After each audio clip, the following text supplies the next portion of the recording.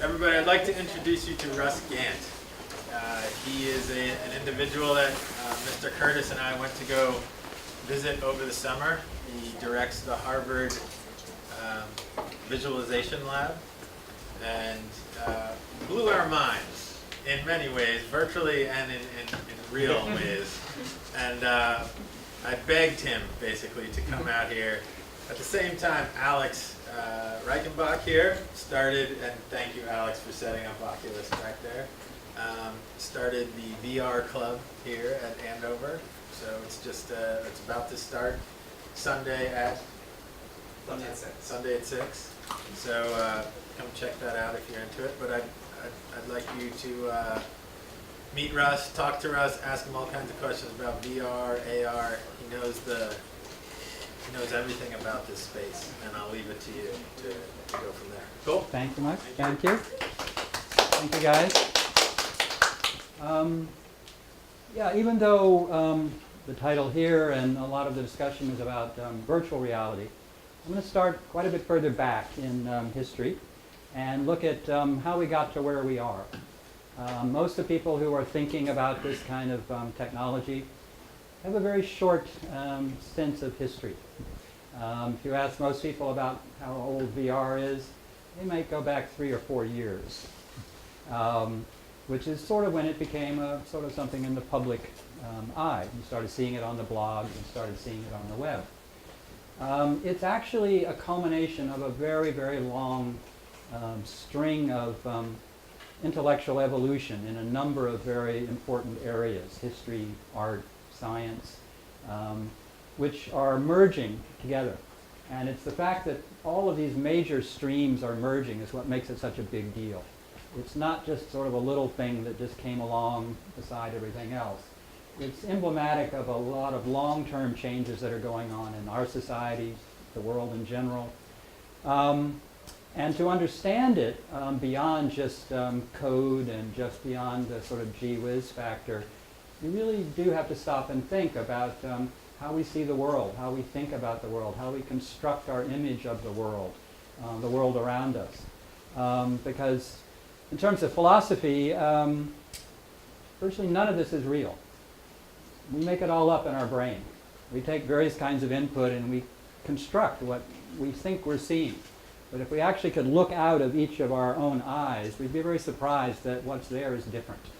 It's not the same. There's very little consistency in the real world. And it's a sort of, first thing I want to talk about is this notion of reality. What is reality, and therefore what is virtual reality? Because if you don't understand reality, then virtual is taking you already one step further into an area that you're unsure about. So I don't have to necessarily read this, but this is the sort of same thing. It's in the zeitgeist right now. It's something they're reading about and hearing about, mostly because a lot of money is flowing. In the last 12 months or so, about a little over $1.5 billion have gone into investment in these technologies. Over 1,200 companies were created last year just in this space. It's very, very active. So when money starts flowing like that, people pay attention. They say, well, it must be important. It must be something. And you start seeing the names, Oculus, Rift, the HTC Vive. You start seeing the companies that are involved, Samsung and Sony and everyone else. But it's not necessarily clear as you look at what's in any of the tech blogs about this, exactly what is going on, other than they say, like yesterday, Google announced a new VR headset. And they'll write about that endlessly for the next few days. But they won't talk about what that means in terms of everything that happened before, or necessarily what's going to happen later. It's just that's what happened yesterday. And this is what's going to happen today and tomorrow. So it's big picture stuff. So we're going to talk a little bit about new reality and a plurality of technologies. And one of the problems with new technologies is language, that the technologies run faster than the language. So we're always looking for the right ways to describe what we're seeing and what we're doing, because we don't have the vocabulary yet for something like this. So we have to sort of figure out how to develop that vocabulary. Unfortunately, the media, the bloggers, the writers are also running very fast. They're misusing words. in the ways that a lot of companies are misusing words, and they just repeat that misuse. They don't question it. Probably the biggest example right now is Microsoft and their AR, augmented reality headset technology, which they label as holographic. It's not holographic. It has nothing to do with holography whatsoever. They're not even in the same book. It was a good sounding word that the marketing people liked and decided that we could use this for marketing. They didn't bother to look it up in the dictionary and see that it was a very specific definition which did not fit what they were doing. That didn't slow them down a bit. We see that quite a bit, and probably the most basic one is this one here, virtual reality. In fact, when you're talking about virtual reality, and you'll see it as soon as you go back here and put on this headset, what you're looking at is virtual unreality. There's nothing real about it. These are games. These are made up constructions, graphics, things that came out of artists' heads. They're not real. It's virtual unreality. Now, that doesn't mean there's not a virtual reality. That also exists.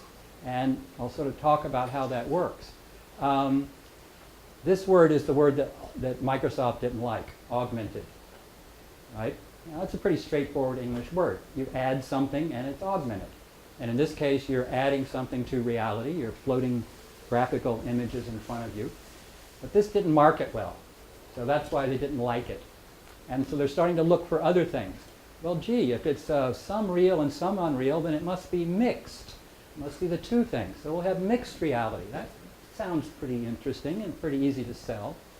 But then you get into things like heightened reality and alternate realities. Heightened reality is a very interesting one. If you think about virtual reality in most people, it's an immersive headset. All light is blocked out. Everything that's coming into your brain is coming just from the headset. Augmented reality, you have both, the real world and things being generated by the computer. Heightened reality, you go one step further and you add additional sensors. You can add sensors that measure depth and distance. You can look at not just the visible spectrum, but the IR or the UV spectrum, and add those in as well, so that I can see you in the dark. I can have night vision. Night vision is a type of heightened reality. Alternate reality this is kind of a reverse list. It sort of works down to really they're all alternate realities. And in fact, up until the mid-1980s, when you talked about this is the only word that anybody used. These other words begin to appear in the mid-80s and the 90s. The basic textbook definition for virtual reality is a computer-generated simulation, three-dimensional image or environment that you can interact with using external devices. This is your controllers, essentially. And it's basically created through goggles or a helmet with a screen blocking out all the rest of the light. But this really should be broken into two parts, virtual reality and virtual unreality. So I propose that you think about virtual reality as things that you can film in the real world. This is using a VR camera, using a Theta, a Samsung, or 6 GoPros. You go out and you film something, 360 all around you, you bring it back, put it in the headset, now you're in wherever you filmed it. And it's reality. It's your campus, it's your dorm room, it's a real space, but it's virtual. You're not in the real space, you're in the representation of the space. That kind of makes sense. When the space that's recorded is not real, it's a game, it's a graphical construct, then it should be virtual unreality. And I think if you get that straight, you can begin to see this kind of division that's going to happen between the real world and the non-real world, both being able to be seen with the same technology. So, this guy knows a lot about reality. For him, reality is merely an illusion, albeit a very persistent one, which I think is a nice way to think about this. There's another guy who had another take on reality, John Lennon. The more real you get, the more unreal the world gets, which is an interesting thing from her perspective, because that's exactly what happened to the Beatles. They stayed real, and the world got very unreal around them, about them. So when I was basically in school very early on, this was one of the most common T-shirts that you would find back in the 60s. It said, "Question reality." And the reason was, in the 60s, reality really sucked. And so you really did want to question it. There were a lot of things wrong with it, and you wanted to change it. So another word that I'm going to use, and I just want to put this up now because it's going to appear a couple of times, is CAVE. This is an acronym for Computer Automatic Virtual Environment. Caves are another type of virtual reality. You mostly have probably seen them in relative to headsets. But you can create a virtual reality in a whole room. Imagine yourself standing in a cube, and that cube is 6 walls which are projection screens. And there are projectors on the outside of all of those walls. They all blend together into one thing. So when you're physically standing inside the cube, it feels just like you're in the headset, but you have no headset.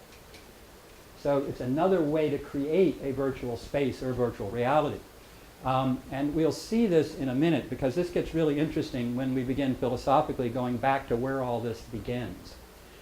So here you have your multi-sided box. Images are being projected on the different sides.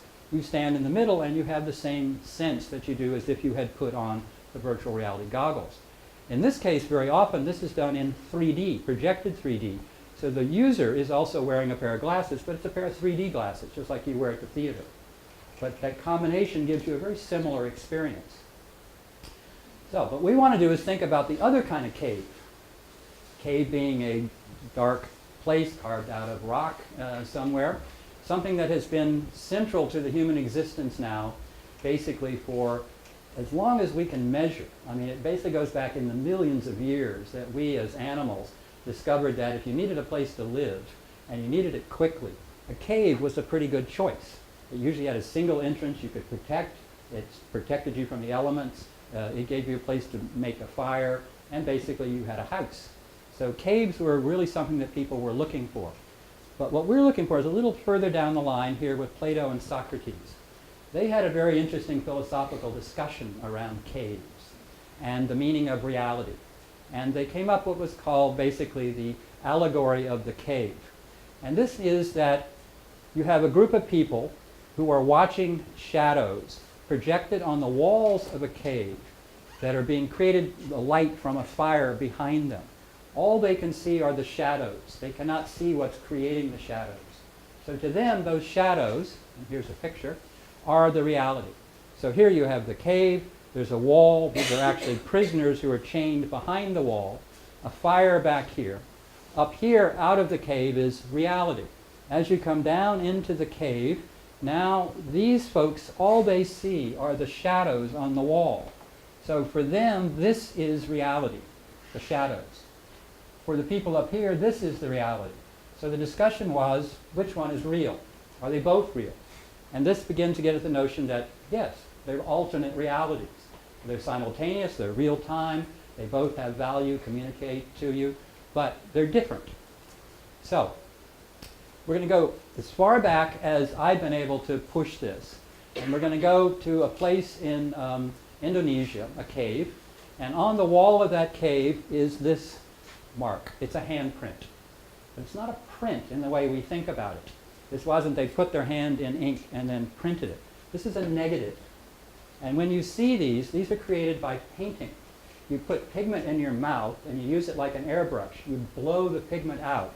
So you put your hand here, blow the ink, take your hand away, and there's an image. So this is an image of someone's hand 39,000 years ago on this wall. It's not any hand. It's not a graphical representation of all hands. It's a particular hand, one person's hand and arm. So this was a statement of identity. This person left their mark on the wall. And this essentially became one of the very first virtual images, or images of a virtual wall, a virtual world. Because this represents the hand. It's just like the real hand. But when you put them side by side, you say, well, if this is real, what's that? They look the same. They're the same size. They came from the same source. Well, this one's real and that one's not. This is virtual.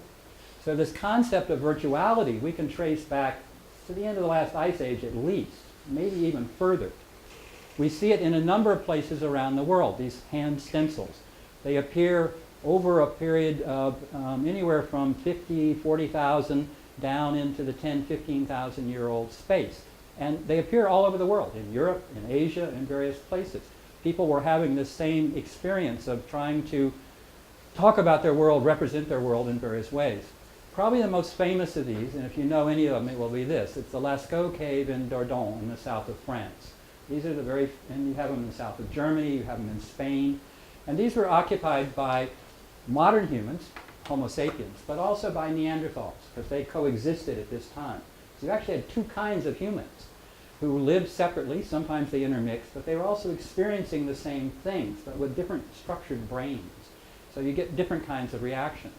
But what's interesting about the caves in Dordogne is that for the first time we really begin to see this whole notion of immersive virtual reality coming into play as a useful exercise, an intentional exercise. These caves are naturally formed.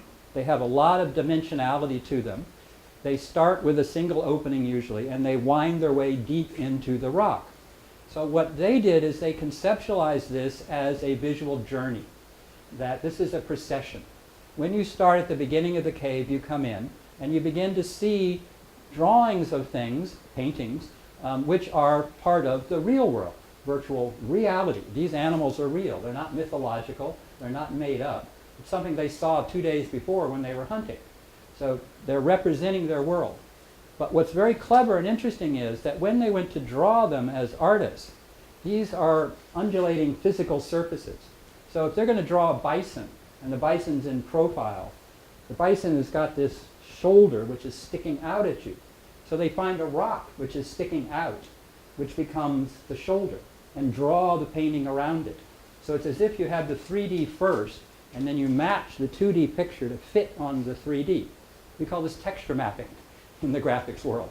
They invented texture mapping 30,000 years ago.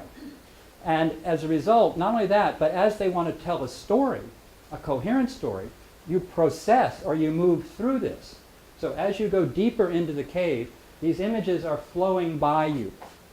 And not only that, this is dark, so it's lit only by a torch. Torches are flickering light on an uneven surface. As you move, this produces animation. So it appears that these bison move, that these animals have animation to them. And as you go deeper into this, the story changes. So you have a beginning, a middle, and end of this story. You can also, we know from archaeological evidence, that they were also using sound, probably musical instruments and voice. They were chanting, providing a soundtrack for this. Because it's a cave, you have great resonance. So the sound is surrounding you, just the way the images are surrounding you. This is an immersive, 3D, multidimensional experience with a purpose. And it's beginning to work its way into the human DNA at that point. This idea that this is reinforcing, it's advancing everybody's thinking, ideas of culture, so that you then do it again, the next generation and the next generation. So what we're beginning to see is that when you put on the headset and you have this immersive experience, it's triggering something very deep in your DNA that has been there for probably 50,000 years or more, working its way in, so that your brain basically says, oh, I like this, I know what it is, I know what to do with this. It's not alien, it's something I'm very comfortable with. And you wouldn't think it, but it's true. And so as they've been decoding a lot of these caves, they've been realizing more and more and more how intentional the constructs are. Now, I'm going to take a little bit of a time jump here, because there's this wonderful juxtaposition of ideas that are happening. The original caves in the south of France, they had to close them because human interactivity brought moisture, brought things that began to deteriorate the caves. So they said, we have to protect them, we'll close them. We'll make a copy that you can go and see. So they built a fake cave at Lascaux, right next to the real one. And you can go to the fake one. If you didn't know it was fake, you'd think it was real, because it actually is a cave, right? But it's not. It's a copy of something. Well, that even began to have problems. And also you had to go to the cave in the south of France. It couldn't come to you. So they decided they wanted to basically make a mobile, virtual copy of the cave. And what did they choose to do it with? A cave.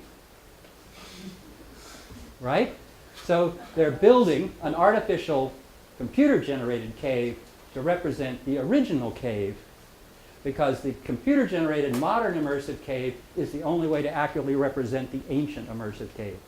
So they're actually building this cave in virtual reality. And I actually started working on this project in France a couple of years ago. And it's really fascinating, the recursive nature of this sort of thing. And when you get into the virtual cave, and in fact going into the real cave with the headset on, you can actually match reality to the virtual. It's pretty interesting. So this has been going on across the world. It gets more and more interesting and more complicated.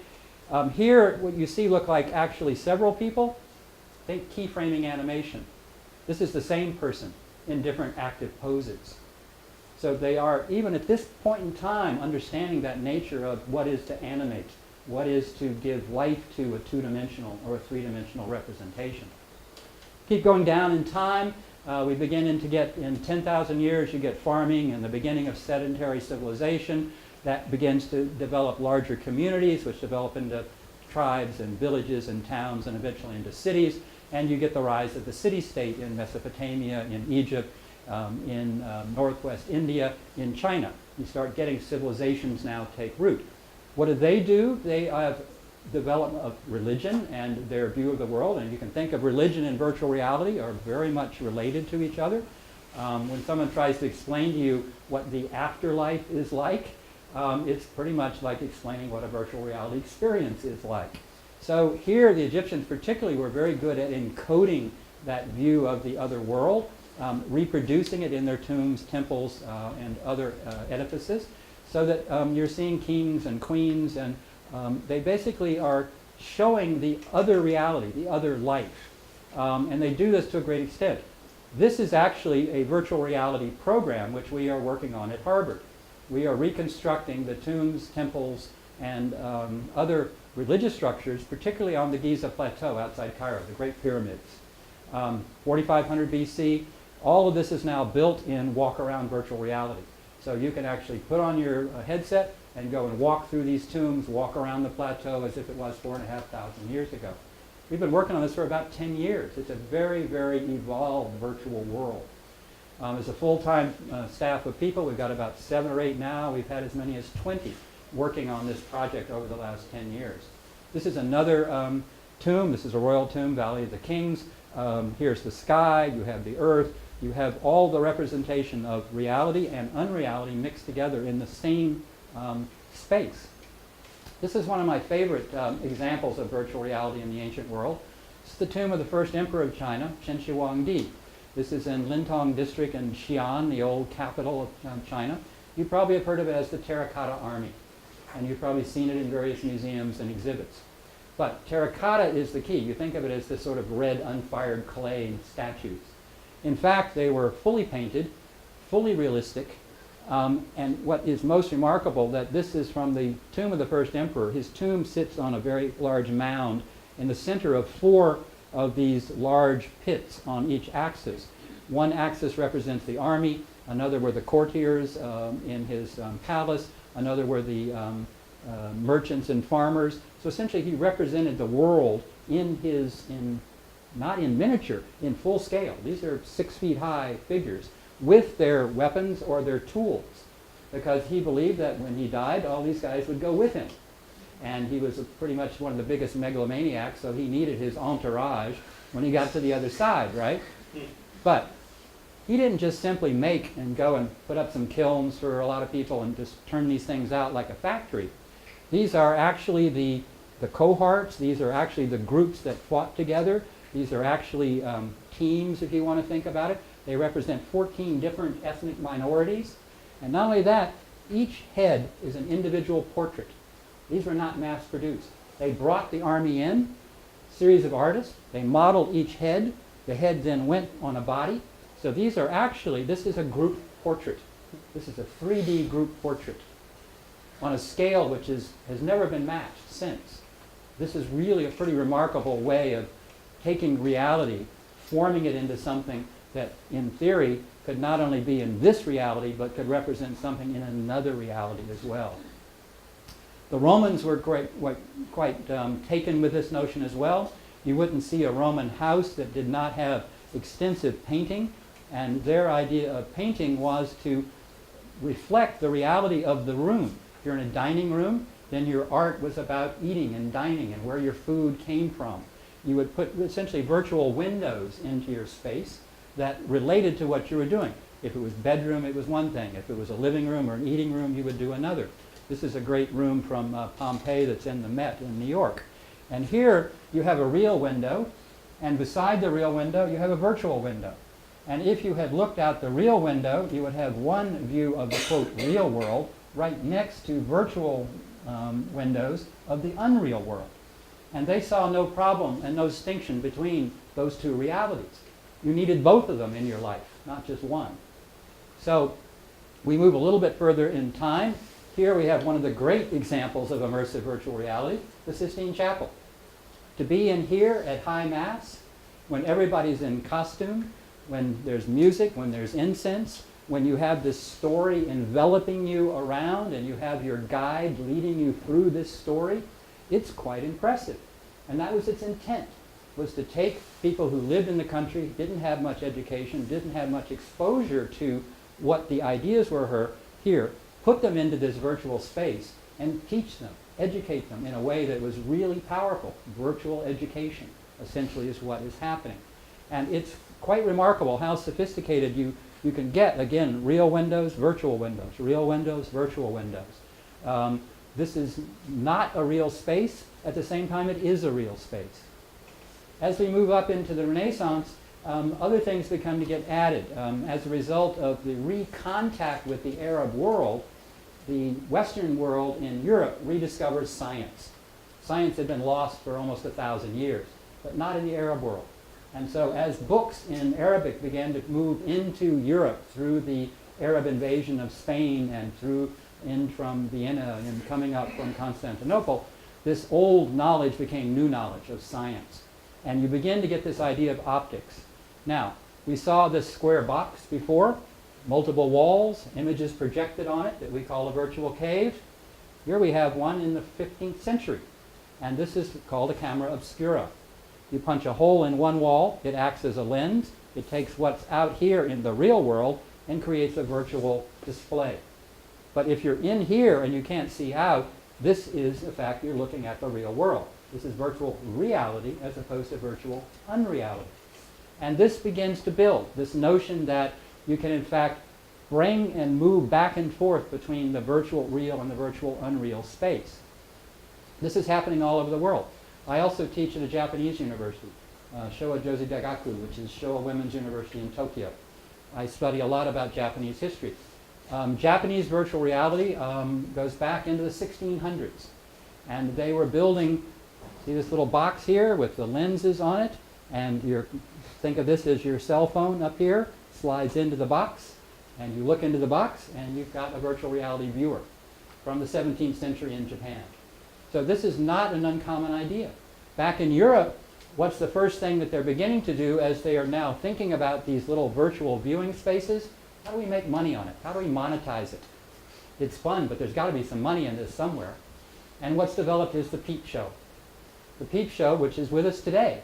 There's very little difference, as you'll see in a moment, between what was happening in the 18th century and what's happening in the 21st century.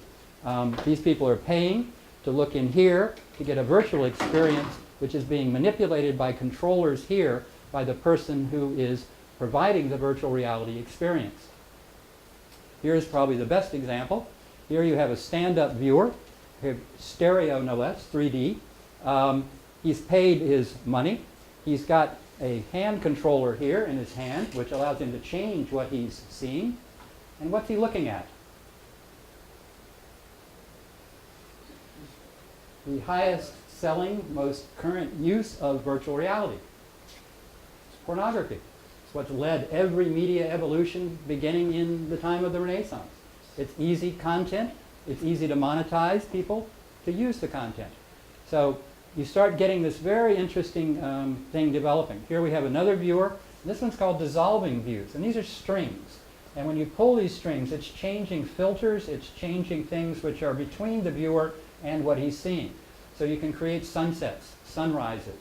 You can begin to manipulate the scene as the person controls it. This is a Victorian view. Here we have Victorian women depicted as Greco-Roman women with a cherub. The cherub is doing the scene manipulation up here for the Victorian women. You see a lot of analogies like this in the late 19th century. This is a pretty good one. Here we have the traveling peep show operator. He's fallen asleep, and what's happening is the local rabbits have decided to run their own show. So they are experiencing it. Some of the rabbits are running the show and the others are lining up to be viewers. Sometime in the 1400s, we start seeing the idea of the portable virtual reality viewer. This is your Oculus headset of the 15th century, essentially. These were made of leather. They were tubes. They have a lens in one end. And on the other end, you put your content. And these are images of other places. So in the same way that when you go on your VR headset and you want to go to Hawaii or you want to go to Japan, you could do the same thing. These fit in your pocket. They were used as party devices. They were used when you were traveling and you were bored. Instead of staring at your cell phone, you would basically pull out your virtual reality viewer. This one I like because of the mixed metaphors. This is, again, a Victorian image representing Victorian people, but in this case dressed as ancient Egyptians who are using a peep show native to the 19th century to view this experience. So what are they seeing in here? They're seeing a representation of ancient Egypt. So you have these Victorian women interested in history using this device to see into the past. It's a time travel machine as well as a virtual display device. Here we have something which from 1883 in Berlin. This is a type of, very interesting, this, if you've seen some of these early images of telephone things, this is almost like a group of telephone operators. But in fact, each one of these is a paying customer, and they're looking into a 3D space. So think of it as an Oculus viewer built into the wall. And you see here we've got Cairo, we've got Rome, we've got Athens. So basically you could move around, choose where you wanted to go, sit in front of it, and get a 5-minute experience of traveling to that place. So this is a very interesting combined group viewing mechanism. About the same time in the 1880s, we have the invention of the telephone. The telephone is a device that allows you to have virtual communication with someone who's not present where you are. So as soon as the telephone came out, immediately people jumped to the distant conclusion of what a telephone should be. The telephone should not just be this crackly noise thing like 2 tin cans with a string. It ought to have complete audio fidelity and pictures. So here you see what is really a picture phone booth. And the idea is that you would have every phone booth you would go into. It's like, I think 2001, the movie, when he's in the little booth on the space station. You can see who's on the other end of the phone. Picture phones in the 1880s. Now there's no film, there's no cinematic history at this point yet. There's certainly no television. But, so he's sitting here in one. Now the joke here in this French magazine is that this guy, who also has a visual telephone, keeps getting a wrong number. And so what he does is he gets mad at the system because it keeps ringing the wrong person on the other end of the line. So he's about to toss this screen, his chair, through the screen. This is the 1880s. He's already gotten to the point of picture phones and picture phones that don't connect properly. One step right after the other. Here we have a parlor scene. This is a little earlier. This is 1870s, 10 years after the Civil War. Group of women, if you can think of this sort of like a book club or an art club, they gather, drink tea or coffee, and talk about art. What's this woman in the yellow dress doing over here? What does she have in her hand? She has a virtual reality viewer in her hand. And this woman is giving her new content to put into her viewer, which they are going to share. Now, this is the type of viewer that they are using. These are from the middle to the late part of the 19th century. So about from 1870 to about 1890. You had widespread use of these kind of virtual viewing devices. They are 3D. They have exactly the same kind of optics that we have in the current, say, Oculus system. And I brought one here. This is a Civil War virtual reality viewer. So you basically take your 3D side-by-side, recognize this kind of imagery from Google Cardboard. You put it into your viewer.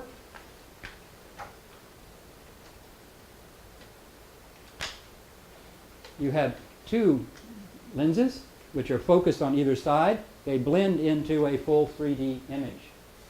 Right? So this is a Civil War virtual reality viewer. This is a real one. You can buy them on eBay for 50 bucks. And there were millions, literally millions of pieces of content to use for these viewers. You had a couple of different types. These are front lit. These are backlit. These come a little bit later. There's a ground glass on the back. The light comes in. What you put in here is not paper, but it's a high resolution glass plate. So the image is of higher resolution. It's like going from a 1K to a 4K image. So they always said, well, that's great, but it's not sharp enough. Can I have 4K, please? And so they said, sure, we can do that. So this brings to another point. Here we have a hand-colored stereo 3D daguerreotype. Now daguerreotypes were developed originally in the late 1830s, right? 1830s. We're approaching almost 200 years now when the guy who first invented photography. And when they did, they didn't think photography was going to be black and white. That's boring. The real world's not black and white. The real world's color. And the real world's 3D. So the intention was for photography to be color and 3D from the very first day. So in fact, on one day, they created a daguerreotype. Great, we've got the picture. But it's not 3D. Oh, well, let's put two of them side by side. Oh, now we got 3D. Color? No problem. We'll add the color. So you're beginning to get high resolution 3D stereo color imagery in the 1830s, 1840s. So the expectation out there in the world is that that's normal. You know, the whole thing about black and white, that's not normal, that's not real. This is real. So you have this whole evolution that's going on throughout the 19th century, this distribution around the world of various virtual reality viewing devices. And they were literally so common, they were in every schoolroom in America, they were in every home in America. So if you went to school and you were going to learn about Japan that day, they passed out the viewers, they passed out the content, and everybody in the class took a virtual reality trip to Japan or to wherever it was. It's just the normal way of going to school. You also did it at home for home entertainment. See this woman sitting here? She's in her parlor. She has her virtual reality viewer. Now this cabinet next to her is containing the cards, right? Each of these drawers would hold over 100 cards. There's 16 drawers here. That's 1,600 images that she's got to choose from on any day that she's bored. She can go on a trip anywhere in the world. She can study fashion. She can look at sports. The same kind of catalogs that you'll see when you start looking up for what you can play on the Oculus today. The categories are the same. The type of imagery is the same. Nothing's changed. So be aware that we're dealing with something here which is a well-understood phenomenon now for almost 150 years. So this kind of virtual reality stuff is not new. It's quite old. This is not the next new thing. This is the end of the last old thing. We're actually getting near the end of a 150-year cycle here. When we talked about the cave, we said, well, gee, you know, viewers, put things on your head. Why can't I just walk into a room where there's a whole virtual reality around me? A big cave. So in the 19th century, they started building these big caves. You can see the size of people here. And these were generally 360-degree panoramas. They would be maybe 400 feet by 40 feet, completely painted in color, 3D objects in the foreground, so that when you went inside of one of these, what you saw was a real big cave imagery. This is Tremont Street. This is the Cyclorama in Boston. It's still there today. This was, and look at the people lined up down Tremont Street. This was the Star Wars debut of the day. 10,000 people would turn up on a Saturday morning and pay their 10 cents to go and view the latest virtual reality show at the Cyclorama in Boston. And they covered a whole range of things that you couldn't see either in that day or in history, because these are time machines as well. So here you have the Cyclorama. Here it is today. And if you go in there today, it's still there. It hasn't changed. It's really quite remarkable. Here's one in Germany. And here what you have is a group of people up on a platform that's meant to emulate a giant balloon ride. So an actual balloon making up the ceiling. This is all indoors. You can see the projectors underneath here. They're actually projecting real-world imagery in a 360-degree circle. So the people up here, to them, it looks like they're in a balloon flying over the city with no glasses, no goggles. Another type of virtual reality. These were very popular all throughout Europe and the United States. All at the same time, they wanted to make this on a more personal level. You begin to get the panorama camera. I just looked up on Wikipedia about your school here. And if you go to the Wikipedia entry, the very first thing at the top is a circuit camera image of the class of, I think, 1910. And it's almost a 360 VR image, essentially, from 1910. of a class here on campus. These cameras became quite popular. These are sort of, again, looking at that notion of how do we create a full 360-degree panorama. What camera, what tool do we use for it? How do we stitch it back together? This is when we first get stitching for putting together all these disparate images that you make with multi-cameras. And it became, again, very much of a fad or a fashion. The tagline was, it wasn't a party unless you took a panorama photo, which is a kind of the selfie of the day, as it were. You had to get everybody together, pose for the image in 360 degrees. We're still doing it now. We get up a little bit further in time, 1927. We're starting to get a little more technology that came after the First World War. Here is a filmmaker whose name is Abel Gance, and he created the first multi-screen film that was designed for distribution. So, and this is before color film, so the film had to be hand-colored. And in order to get a surround sound structure, he used a live orchestra. So you had a live orchestra, multiple screens, multiple projectors in color. You're starting to get at this immersive filmic space. I actually had the great pleasure, it's been about 15 years ago now, I think, at the Wang in Boston. They recreated the film. They actually put it back up, displayed it with a full live orchestra for 90 minutes. You got to re-experience this 1927 version of virtual reality. It was spectacular, absolutely amazing. Here's some of the cameramen that were used to film that. We'll get to this in a minute with cameras. There's a number of these long sort of arcs of history that I'm just touching on. This is another one. We're thinking about what were the artists doing at this time? Who was the people that were really out there on the fringe doing interesting stuff? So here, this is Man Ray. If you don't know Man Ray, look him up. He's one of the most avant-garde artists of the 1920s and 30s.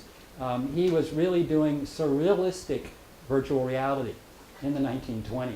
But not just any virtual reality, surrealism in virtual reality. I mean, taking it right out to the edge. At this time, we also begin to get the sense of science fiction comes into play. This is again in the 1920s. Here we have Wonder Stories science fiction magazine. Notice here, too, virtual reality headsets. Only on this version, the problem with when you put the headset on here, you don't know what you're looking at. You have to have a second screen. Well, here what they did is simply put the screen on the outside of the headset. So you can see what the person inside is seeing.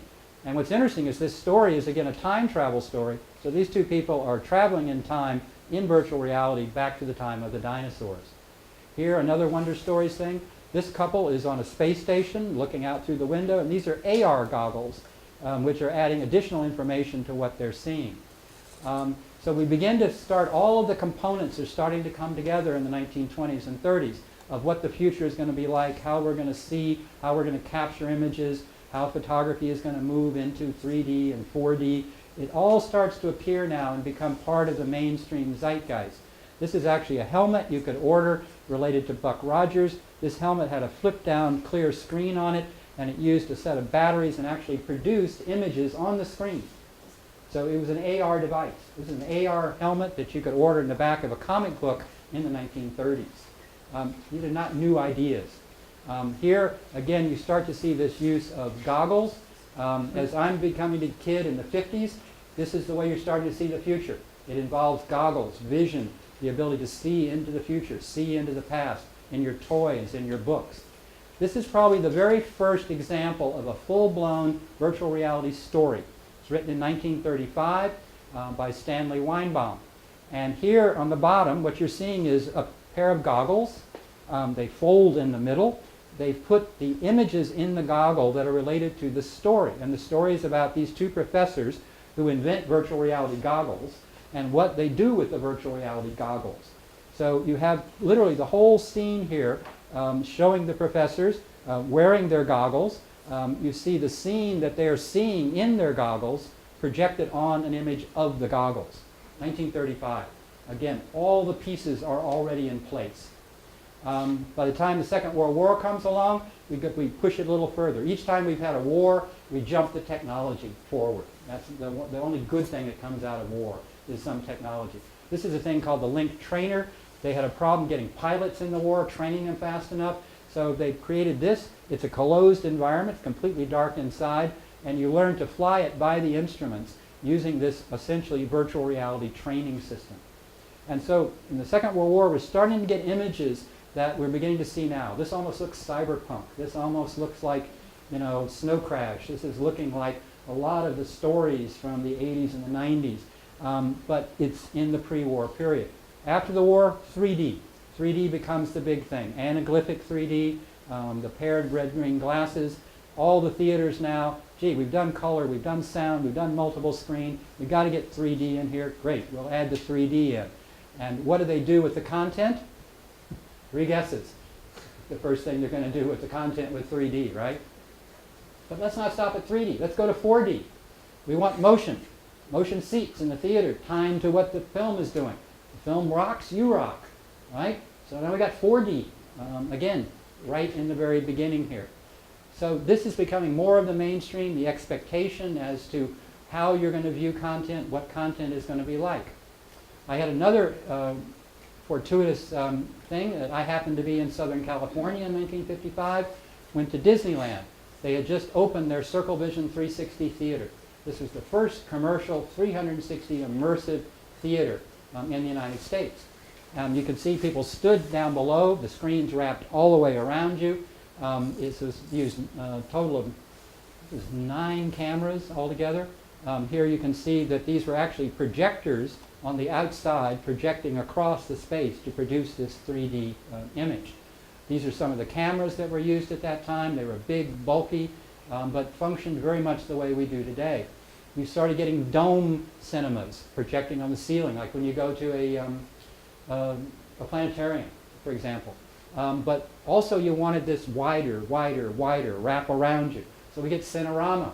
Cinerama is now making a comeback. It was big in the 50s. This is a new Barco digital 4K surround cinema. They're now adding screens onto your first screen as the screens begin to wrap around you in the theater. Again, trying to get back to that full immersion, because our brain says, that looks good, but I look back there, it doesn't look real. I want all of it. I want it above me, below me, around me. I want to hear, I want to see. So we're constantly doing that. This is another piece where I come into the puzzle. In the late 1960s, early 1970s, I'm an artist. I'm doing projection stuff. So we would get 16 millimeter projectors, 24 slide projectors, and we would build these immersive 3D environments out of these pieces. This is Stan Vanderbeek, a friend from Florida. He sort of pioneered a lot of this sort of dome immersive projection work in the 60s by a lot of interesting artists. So it brings us back to the cave thing. The cave itself, the early days of this is a little sketchy as to when it first starts. Some of the history books put it in the early 90s. I actually saw prototypes of this as early as the late 70s.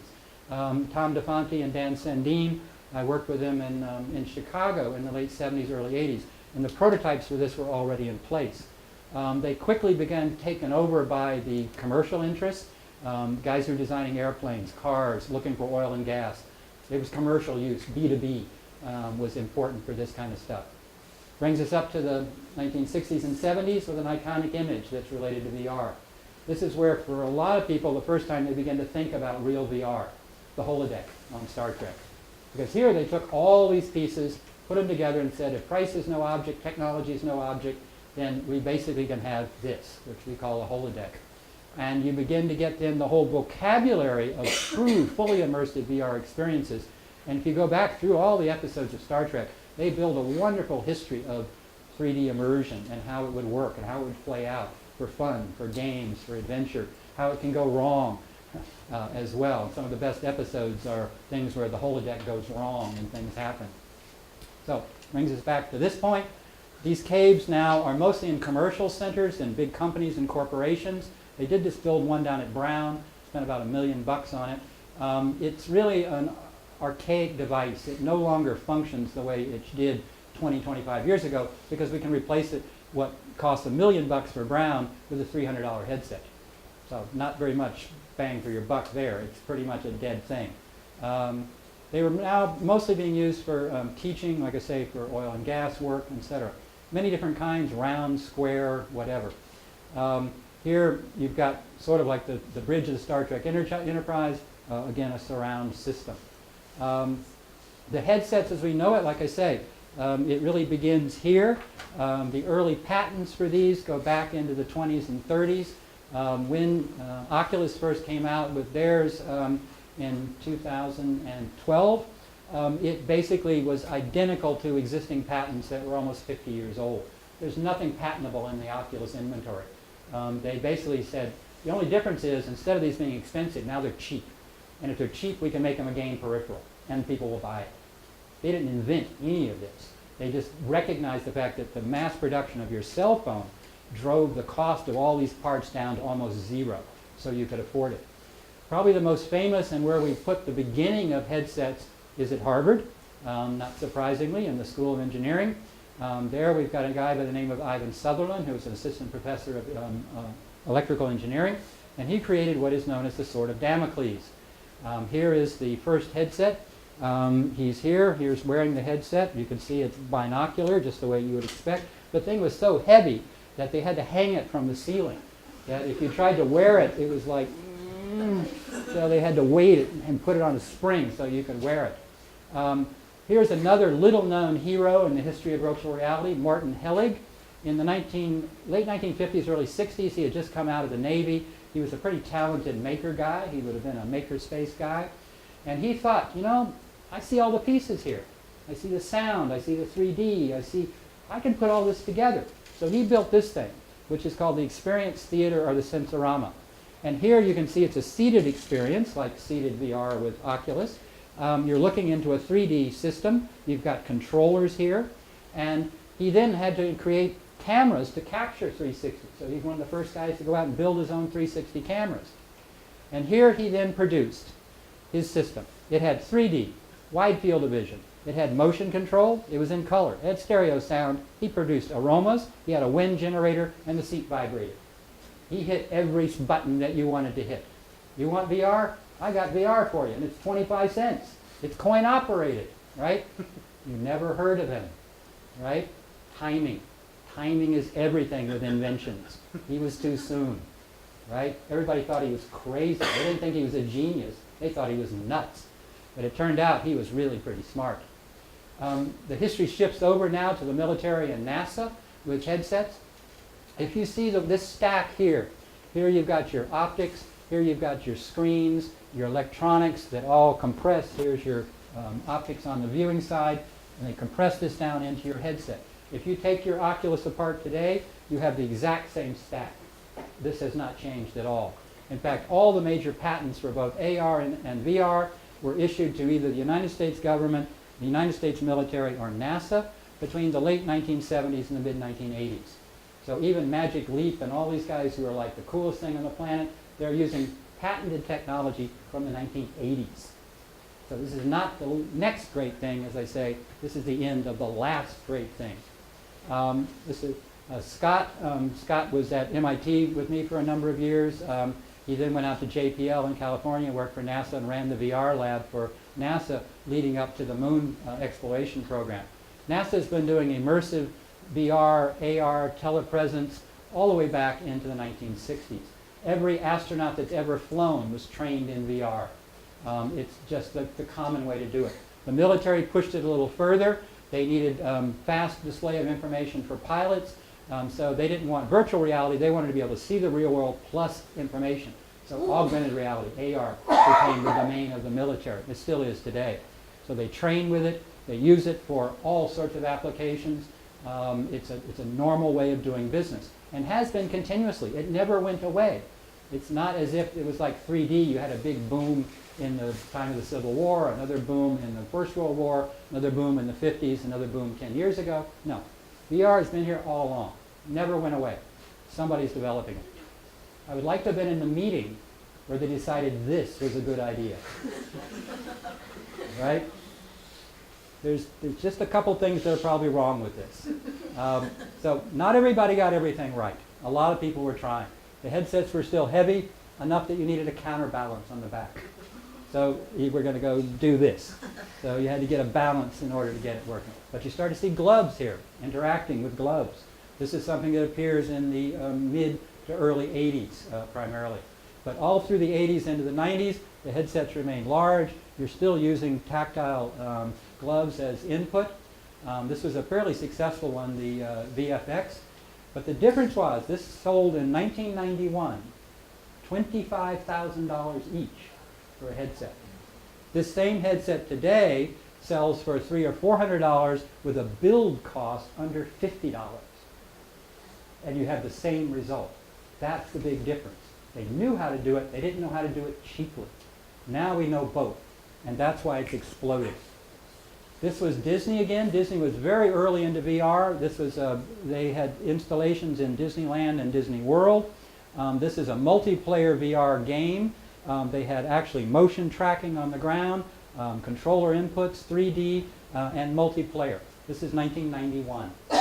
And Disney ran this for 10 years in the theme parks, from 91 to 2001. They not only had this one, they had several other exhibits, one based around Aladdin. They had a VR flying carpet. They went all in, the Disney Imagineers on this. So again, every trade show you went to in the late 80s through the mid 90s featured some kind of VR or AR exhibit. And they were a little comical in some ways, but it all was doing exactly what it was supposed to do. Now another little known person in this history that you should learn about is Eugene Fodor. What did he create? He invented the ViewMaster. For anybody who is of a certain age, the ViewMaster was probably your first encounter with 3D personal virtual reality viewing. Here you have the history of the ViewMaster. He actually built the first one in 1939, and they're still building them today. Only today, it's now a hybrid AR-VR device.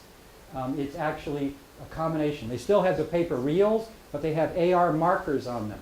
So when you look at it, it triggers a VR experience from an AR marker on a paper reel. So he keeps the past and hooks it to the present. So ViewMaster, big deal, distribution content. Here's the modern one. This is the reel that goes with it. This one I like a lot. This is Hasbro, My 3D 2011. I bought 3 of these at Best Buy in Boston. And they are the first use of the mobile phone in a device to get you 3D content downloaded from an app on your phone. This is in 2011. Interesting date. What happens, and here you can see, here's the app. It worked really well. You had apps for movies, for still images. It had head tracking because the first iPhones had accelerometers in it. So you were actually doing full head tracking. The next year, 2012, you get the Oculus. Palmer Luckey owned the My 3D. So not only was he building on past history, he was building on something he saw 6 months earlier at Best Buy. So just to show that this is not something that a 20-year-old invented in his garage. You're looking at a history that has deep, deep roots. Some of the smartest people that have lived in the last 1,000 years have contributed to this system, this development. Now we're into the age of the cheap, inexpensive headset, whether it's coming from Sony, from Oculus, from whoever. We're starting to get these really fun incongruities. What is going on here? How could this possibly work? How could 4 people sit at dinner in headsets? What are they looking at? Right? But I'll tell you, Samsung has a downloaded app available today in the store called Dinner for Two, designed to use in 2 headsets so you can sit at home, think you're at a cafe in Paris while you eat your Kentucky Fried Chicken takeout. We'll see how that works out. The uses now are really phenomenal. The empathetic use of VR is particularly interesting. This is an experiment. What this guy is seeing is what this camera is showing him. So to him, this woman takes a knife and cuts his stomach open. And you know what? People pass out. They transfer that directly. They look and they go, oh my God, my stomach just got cut. It's that powerful that you can suspend the disbelief in a moment. Here, and this is one of the best examples, this is using a VR system for pain suppression on a burn patient. They can reduce pain by 90%, 90% using VR immersion. You put somebody in a nice enough space, they stop hurting. The brain switches off and starts kicking into positive endorphins. The medical uses of VR are going to be phenomenal for dealing with neuroses, with psychoses. It's being used very heavily by the military now to treat PSD for the soldiers coming back from war, to desynthesize them and move them back into normal life. I love this particular. This is an iPhone case call it an Android case as well. The case opens up and becomes the viewer. So your case is the viewer, which is nice. And notice these guys have the finger controllers, just like the what we're seeing now with Oculus. All kinds of inputs, treadmills, flying, swimming. There's a company in Israel that's making waterproof VR headsets, so you can swim underwater with them. Think about that. Why would you want to swim underwater in a VR headset? What kind of application do you think they're using?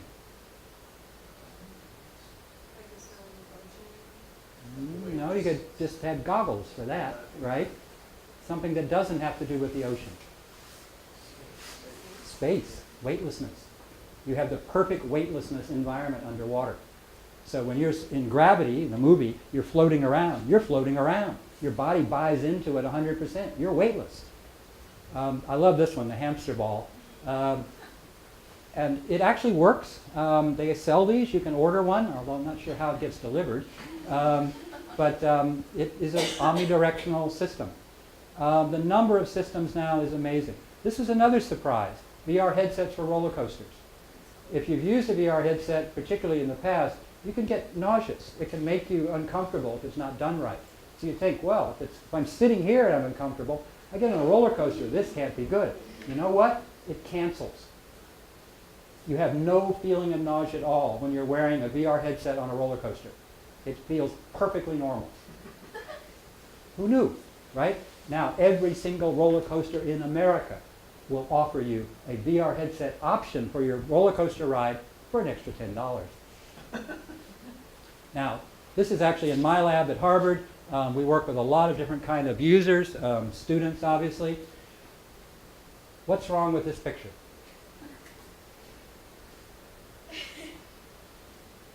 Right? You see anything wrong here? Just it looks a bit young. A bit young, yes. You're absolutely right. And when I did not intend to show this to kids, but we were at a public day in one of the museums at Harvard, and so families were coming. I had the headsets on a chair, and I was doing something else, and I turned around, and these two kids came in. They literally ran across the room, ran up to the chair, grabbed the headset, put it on, grabbed the controller, and were already navigating before I could say anything, right? And their parents are trailing behind them. Stop, stop, stop. No, no, you don't know what you're doing. And the kid's going, yeah, I do. Yeah, I do. I know exactly what I'm doing, right? And so then the parents are going, well, what is this? I said, well, try it. And they said, oh, I don't know. I don't think I should try this. You know, the parents wouldn't do it, right? But they were terrified that the kids were doing it. But you're absolutely right. This is too young. Most of the Oculus systems and all have an under 14 or 13 age limit suggested on it. But what's interesting is that's an American idea invented by American lawyers. There is no scientific basis at the moment to know what's right and what's wrong. They simply haven't tested it on kids yet. Intellectually, you can imagine developing brain, young brain, strong immersive thing, it's going to change something. So it's probably not right, but they can't prove it. But in England, they think it's fine. And then you get this. Who's the major user of Google Cardboard? K-12, right? What happened to that rule about VR? You know, and not putting it in the schools. Google turns right around and puts it in every school in America. So there's a big conflict right now as to what is appropriate. And a lot of studying needs to be done. But I tell you, that's wrong. For sure that's wrong, right? But I often see the same expression on people in my lab.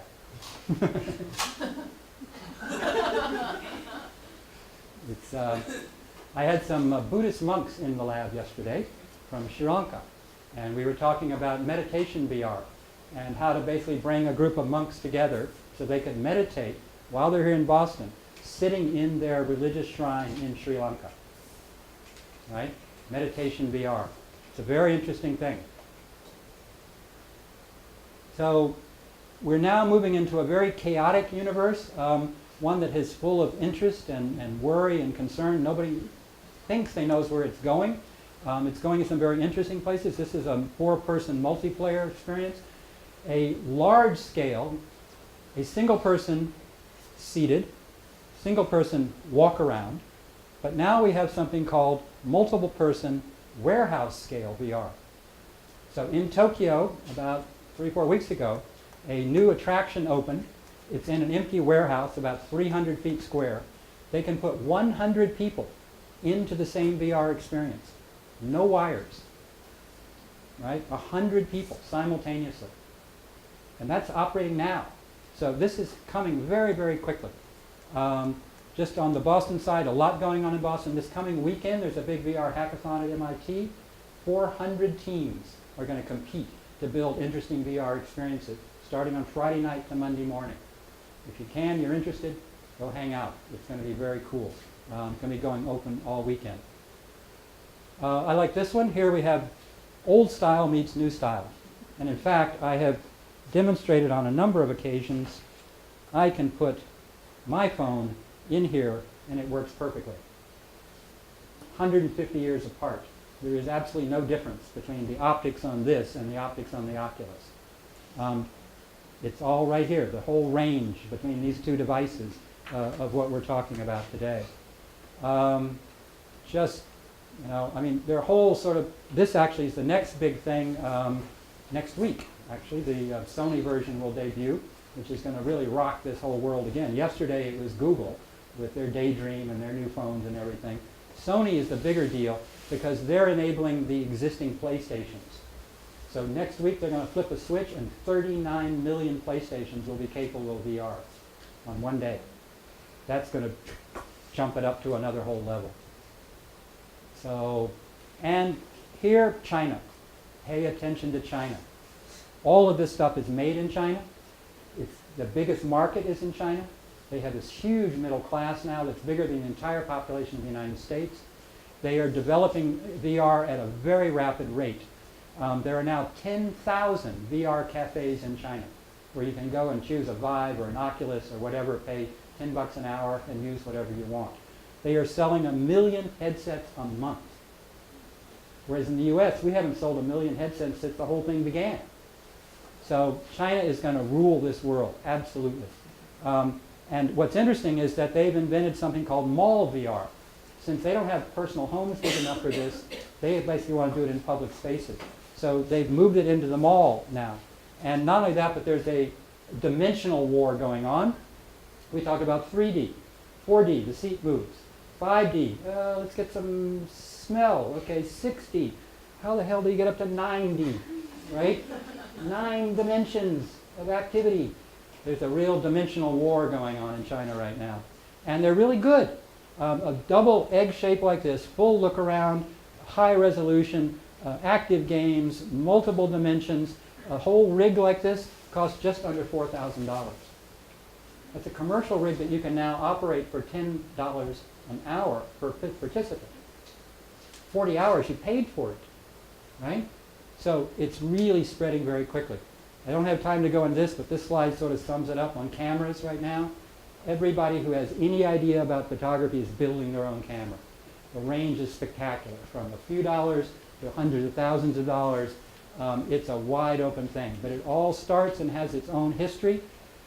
360, multiple cameras, surround. There is this great history of this kind of filmmaking. This is a fun one. Here we've got a Google Street View car on the right, and this car on the left actually is MIT, 1978 to 80. This is what was called the Aspen Project at MIT. So in 1978-79, multiple camera rig on a car, drove up and down every street in Aspen, Colorado, filmed the whole thing, went into each store, filmed those, put it into an interactive database with headsets so that you could fully walk around anywhere in Aspen, Colorado. And they did it in 4 seasons, right? So you could pick your season. This was in the late 1970s. This was all done and working. But today we think when we see a Google car going by, oh, it's the future. No. The best thing today is to build your own camera out of GoPros. It's the Lego kit of the VR world. Learn how to use one GoPro and then put 3, put 6, put 12 together. You can make 3D, you can make whatever you want. It's a reusable, basically Lego type system. It's really the only way to go. Front facing for sports, you get these outrageous Hollywood rigs. This one I just saw the other day. This is a bouncing 360-degree camera. So it's designed to be thrown, right? And it has stabilization in there that will correct for the bouncing. This is for first responders to go into areas where there's been earthquakes or problems and you can't go in. So you toss the camera in and it looks around and sees what's there and transmits it back out. Very, very useful. There are so many types right now, it's just indescribable. Ah, one of my favorites. These are film cameras from the drugstore. She has an array of them all the way around, a separate shutter release for each film camera, right? So she pushes them all cameras go click and make a film image. Take it to the drugstore, they process it, come back with the individual pictures. She tapes them together into a circle, which you then put on your head. This is low-end VR, right? This one, sort of similar, GoPros, whatever, but I can tell you from the way this is built, this is a stitching nightmare. These cameras are never going to go back together correctly. This is maybe one of the most expensive VR shots ever done. This is a VR camera hanging from a helicopter in South Dakota in the middle of a herd of buffalo with an Indian riding through with the buffalo so that the buffaloes and the Indian pass on both sides of the VR camera. Right? It's a great shot. Lasts about 30 seconds. Cost $500,000. All the big guys are getting in now. Up until now, you've had no Japanese cameras in this. The Japanese build the best cameras in the world. So now you're seeing Fuji and Canon and Nikon. This year will be coming out with 360 VR cameras, relatively inexpensively. I shoot a lot with the 6-camera GoPro rigs. They're really good. I think I'm sort of the Bolex, the 16mm Bolex of the modern era. Streaming cameras. This is the uber daddy of all cameras at the moment. This is what's called a light field camera. And this camera films everything, I mean everything. All degrees, all dimensions, all depth, so that what you end up with is a giant box of data, and you go into that data and pull out whatever image you want. Any depth of field, any position, any stereo view. It's a $125,000 camera, 95K resolution. 95K.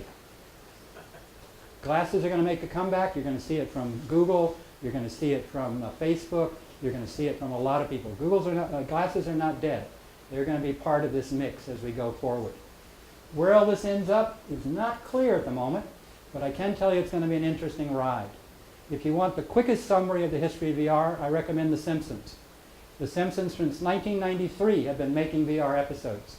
So you can watch the whole evolution of the history of VR from 1993 to 2016 in episodes of The Simpsons. And they got it right. They did a pretty good job. So, this is where I leave you. Thank you.